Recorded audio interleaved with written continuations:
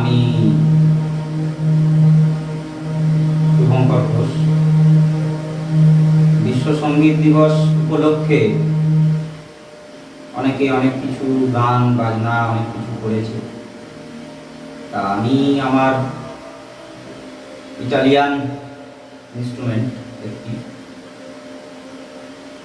আমি শ্রদ্ধেয় হেমন্ত মুখার্জির গাওয়া একটি বাংলা গান বাজাচ্ছি।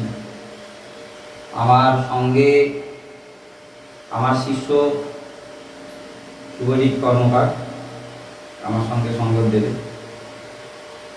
তো আপনাদের ভালো লাগলে অবশ্যই লাইক এবং কমেন্ট করবেন। জানি না কতটা আমি বাজাতে পারবো, চেষ্টা করছি।